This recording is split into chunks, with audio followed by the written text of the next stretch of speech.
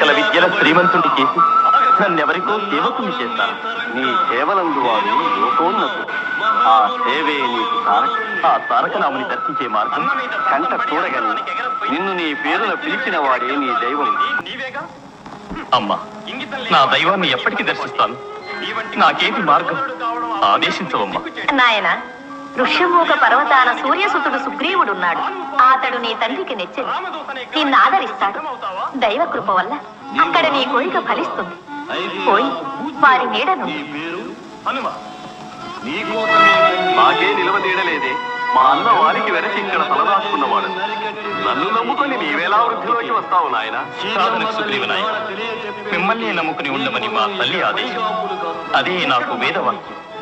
నన్ను మిత్రునిగా స్వీకరిస్తూ నా మేలు మీ మేలు కాదా? మన మైత్రి ఉపయోగ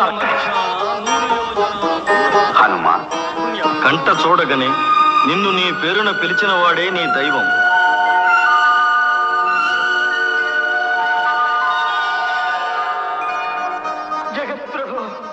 నా నయనములకు అమృత కళికవలి గోచరించావు హనుమ.